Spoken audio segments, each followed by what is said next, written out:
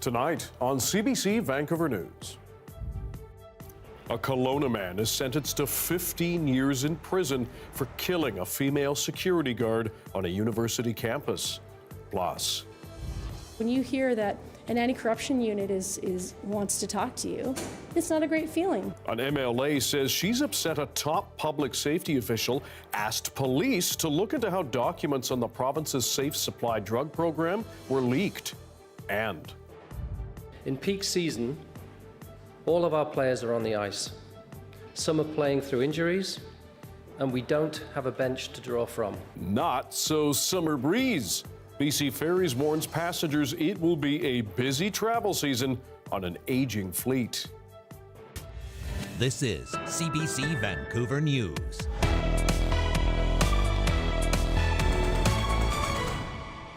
Hello, I'm Dan Burritt. Thanks for joining us. A Kelowna man has now been sentenced to 15 years in prison for killing a female security guard on a university campus in 2022.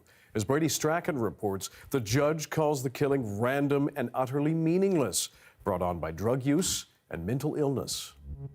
The killing 3 years ago caused shock and grief to the university community here in Kelowna and the Sikh community across the country. A 24-year-old woman attacked when she was working an overnight shift as a security guard by a young man she knew and trusted. The victim is Harmandeep Kaur, who moved to Canada from India and had just become a permanent resident weeks before she was brutally killed. Her family says she was saving money to become a paramedic, a dream cut short when she was killed in an assault that lasted almost 10 minutes. On Tuesday, 24-year-old Dante Ognebeni Hepburn pleaded guilty to manslaughter. He worked on campus as a janitor. The court heard he had a history of mental illness and was in a drug-induced psychotic state during the attack. He kicked, punched, and stomped on Kaur multiple times as she lay on the floor of a university building. The judge sentenced him to 15 years in prison, calling the killing almost random and utterly meaningless. Kaur's family traveled from India for the sentencing. A cousin told reporters the family is deeply disappointed, saying justice was not served and that Ognebeni Hepburn could be free in his 30s. In her remarks, Associate Chief Justice Heather Holmes said the courts are seeing an increase in random, violent assaults by people in drug-induced psychosis. She says these attacks harm families and communities, leaving people in a constant state of alert. Brady Strachan, CBC News, Kelowna. A BC Conservative MLA says she is disappointed a top public safety official asked police to investigate the leak of documents on the province's safe supply drug program. As Katie DeRosa explains, the Premier and Solicitor General are distancing themselves from that whistleblower investigation.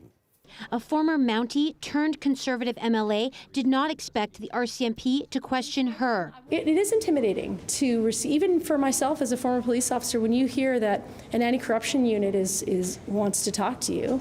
But officers did in late April. The topic in question, leaked Ministry of Health slides that Eleanor Sturko shared in February. The slides revealed that a significant portion of prescribed opioids or safe supply were not ending up in the hands of patients, but instead trafficked nationally and internationally. They also revealed that police were aware of some so-called bad actor pharmacies allegedly offering kickbacks to clients to get their safe supply prescriptions from them. Shortly after, BC's health minister announced a significant rollback of the safe supply program.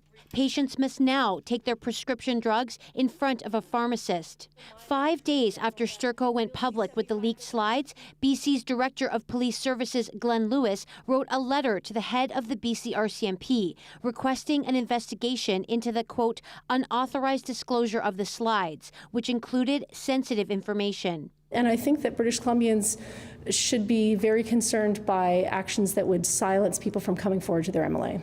BC Solicitor General says he supports Lewis's decision to ask for the police probe, but notes he was not involved. No, he did not ask me, and nor did I tell him to do that. The BC RCMP says the investigation was launched under the BC Police Act to look into allegations that third-party information was released without authority that could compromise an active investigation. Premier David Eby says he didn't know about the investigation either and supports the rights of whistleblowers to share information. For MLA Sturco, she was doing her job. I understand why she would be unhappy to get a call from the police when all she was doing was exactly what British Columbians hired her to do. When asked if he would order the police whistleblower investigation be dropped, the Premier says a better use of police time is continuing the investigation into the bad actor pharmacies allegedly offering kickbacks. Katie DeRosa, CBC News, Victoria. Surrey Mayor Brenda Locke has held her annual State of the City address. She says to fill their healthcare gap, a new administrator role has been created. The administrator's role will be closely integrated with Fraser Health Authority, SFU, NGOs, and also our Parks and Recreation staff and first responders. The role will identify gaps in the city's healthcare services from food security to addictions. It's not yet clear when the administrator will start working. The city's growth strategy, launched as Surrey 2050, includes building more infrastructure and expanding transit. The City of Vancouver, meanwhile, has opened up dozens of new childcare spaces at a secondary school, helping many families get off wait lists. But as Tanushi Bhatnagar reports, thousands of parents are still waiting for a spot for their kids. Oh, we were so excited. It was such a relief. Miles Marchand and his wife waited 3 years to find childcare spots for their daughters. They are now enrolled in a new center on the roof of Eric Hamber Secondary. When this popped up, we applied immediately for both of our girls, and we're very fortunate. A social planner with the city says there are about 5,000 childcare spaces in Vancouver right now, but the demand far exceeds that number. There is a gap of 7,000 spaces, and there is a development pipeline of about 3,000 spaces. So if you do that math, there's about 4,000 spaces still that are unaccounted for. The Eric Hamber Center opened with 69 full-time spaces. Pickersgill says spots like these fill almost immediately and have an extensive wait list. And if we're talking about future growth, there's likely even more needed. So it seems to be a well that just keeps getting deeper.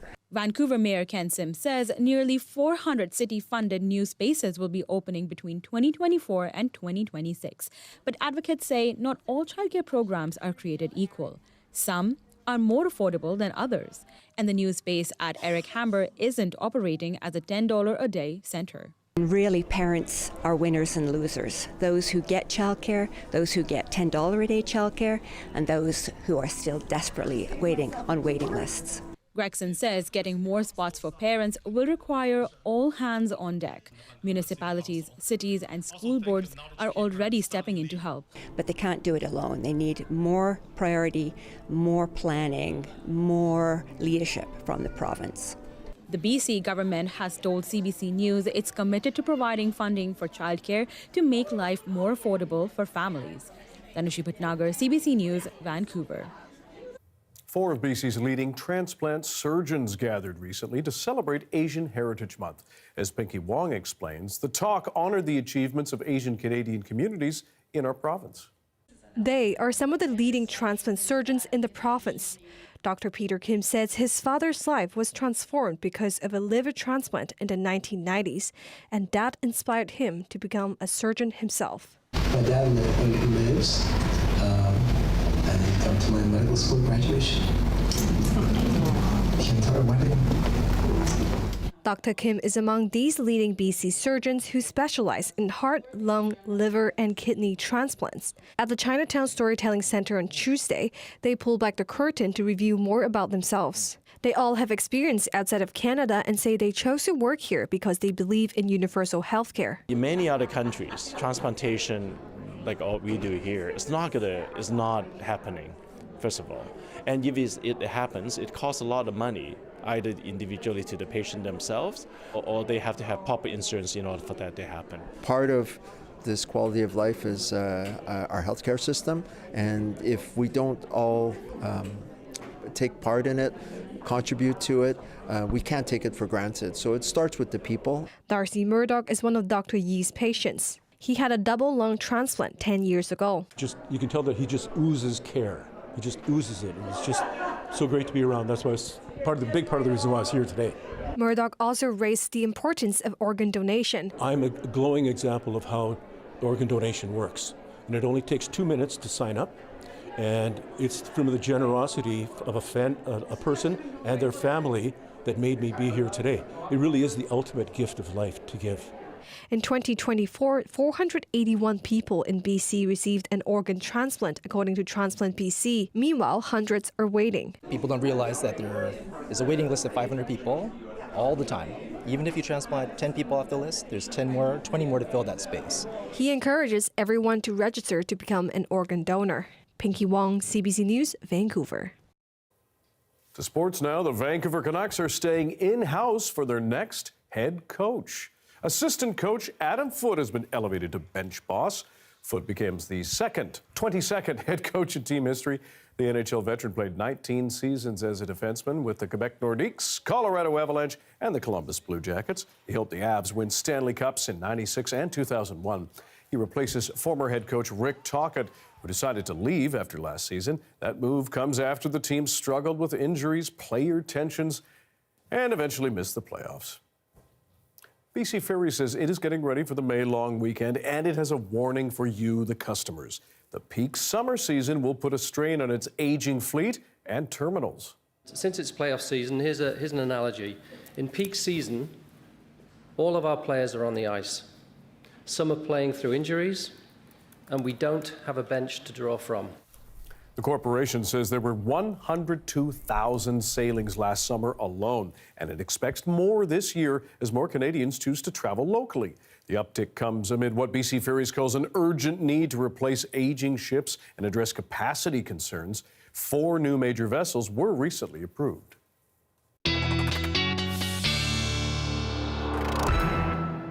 Darius Madavi's here for our first check at the weather, and as the long weekend approaches, you have the fire danger map out again. I do, yes, and a little bit of good news. Fire conditions have improved in some of the places where we were seeing the highest fire danger, like up in the northeast, and there is a little bit more relief on the way for most of BC because we do have some more showers moving in. For today, we've seen some showers, mostly in the southern interior, convective popping up, a few lightning strikes as well, but for the most part, they have been coming with some precipitation, potentially not enough to put out any new fire starts, but a little bit of relief there as well. No word on whether those have caused any new fire starts. We'll keep you posted on that.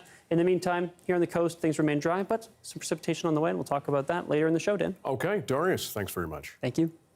Hawaii has been a popular destination for Canadians for years. But if you are planning a trip, it might cost you even more now. As Johanna Wagstaff explains, state lawmakers have passed a first-of-its-kind bill that will tax tourists to help fund environmental protection. Would you pay more money as a tourist to protect the environment of the place you're visiting? Yeah, because it's, I'm visiting someone else's home and their environment. Yeah, I guess so, if I know that they are actually protecting the environment. I guess it just depends on what I could afford at the time. But whatever they have to increase it to keep it so it stays what it needs to be. Real question. Hawaii just passed a new climate tax on tourists. Here's how it works. Hawaii already has a tax on short-term accommodations like hotels, rentals, timeshares. Right now, it's just over 10%. With the new green fee, as they're calling it, that jumps to between 11 and 14%. And cruise ships are now included. The state expects to raise about $100 million a year. And that money is already set aside for climate change impacts, things like restoring coral reefs, replenishing eroded beach sand, prepping for hurricanes, and removing invasive species like the grasses that helped fuel the deadly Lahaina wildfires in 2023. Vital projects for the environment and for Hawaii's economy. After all, tourists come for the natural beauty. Here's the problem. Hawaii actually needs more like $560 million per year to adapt to the impacts of climate change.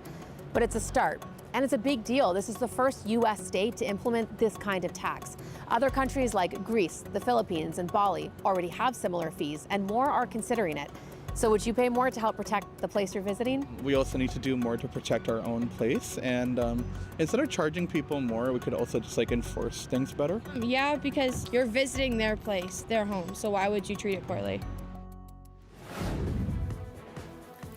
Some BC scientists are studying plants in one of the most extreme environments on Earth. What they say about climate change in the Arctic is not what you may think. Darius Madavi has that story. Stick around.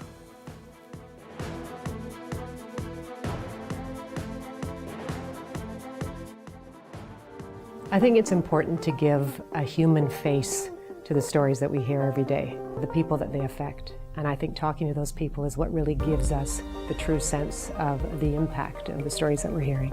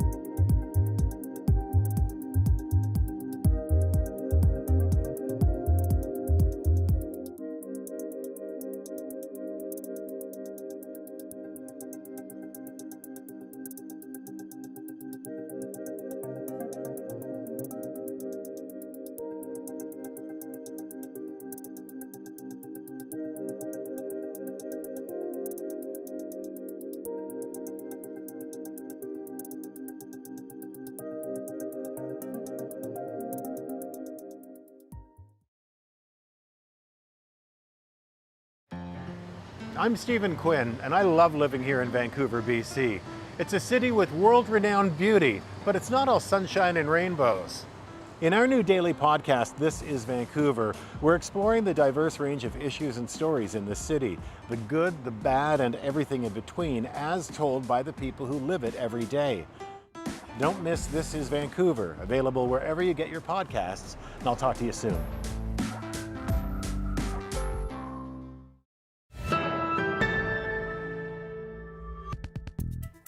Some BC scientists studying plants in one of the most extreme environments on our planet say climate change is indeed affecting the Arctic. But what they're seeing isn't what you may expect. The CBC's Darius Madavi takes us into the UBC labs where pieces of tundra reveal the impact of global warming. The Arctic is warming faster than anywhere else on Earth. And those changes aren't just dramatic for glaciers and caribou, but for plants like this little shrub.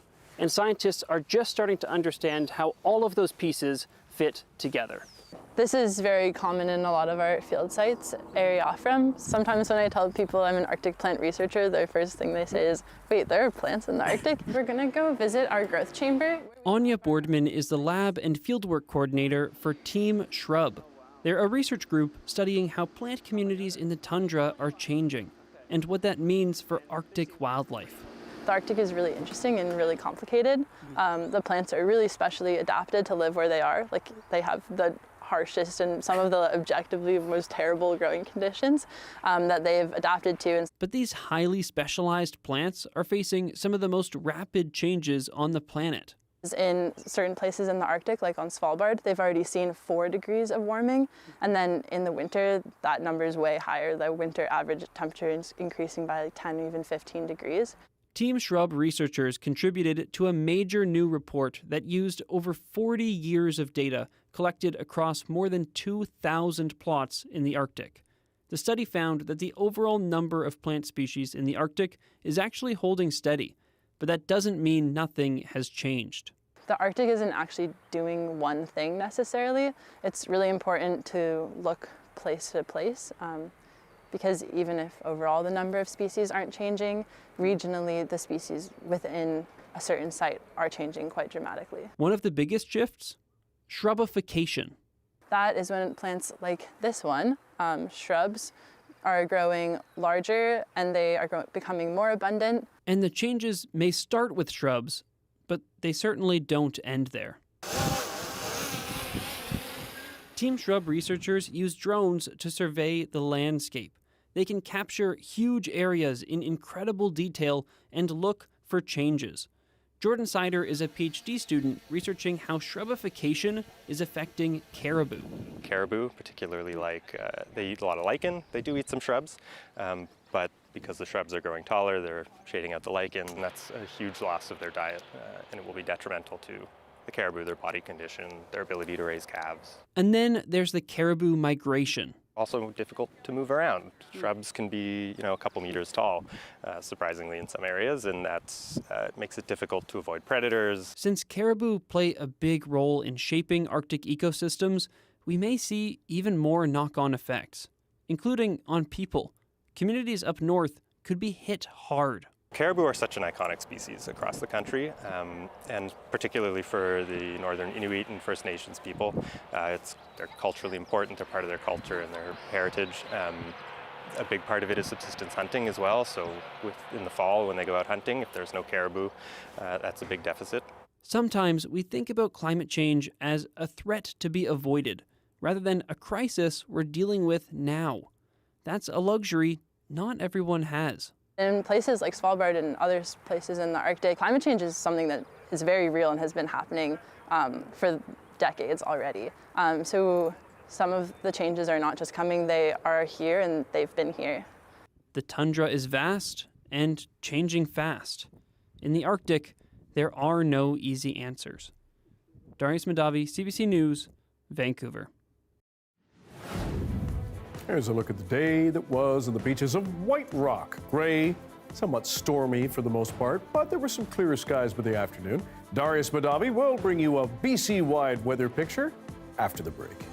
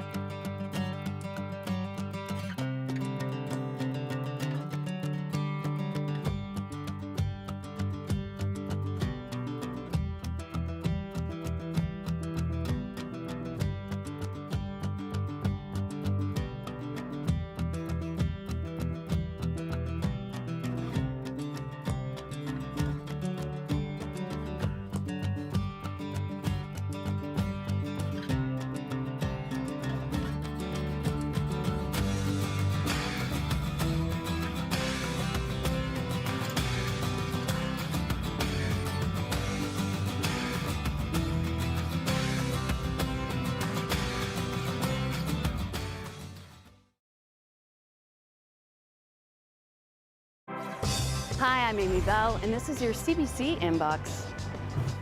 CBC celebrates Asian Heritage Month through the language of movement, where every step tells a story. Throughout the month of May, we're shining a spotlight on Asian dance groups, showcasing the dynamic blend of classical, folk, and contemporary dance forms. These talented dance groups share their cultural heritage through stories and traditions, knowledge, and technique. Read and watch their stories at cbc.ca/BC. A ban on Category 2 and 3 burns will begin Friday at noon for the Fort Nelson, Dawson Creek, and Fort St. John fire zones. The open fire restrictions also include burn barrels, fireworks, and exploding targets. The BC Wildfire Service says the region continues to be very dry. And Darius Madavi is here to give us a sense of the weather as we get closer to that long weekend. Yes, that's right. And I should just quickly mention, I know that the fire danger we looked at earlier in the show showed that the Northeast has seen, a tiny bit of improvement there, but drought conditions are still very much prevalent up in that corner of the province. We'll talk more about that, I guess, probably tomorrow. In the meantime, yes, our long weekend forecast looks like we've got some precipitation on the way. Very scattered for most areas. Totals aren't expected to be very high pretty much anywhere over the next 3 days as that precipitation starts really tomorrow. Expect to see maybe 20 to 30 millimeters total for 3 days on the west coast of the island, North Island, the places getting the most rain here in southwestern BC. If we watch that, you can see it reaching the coast, hitting the island as well, and then very sporadic, very scattered through across the coast, and even more so in the interior.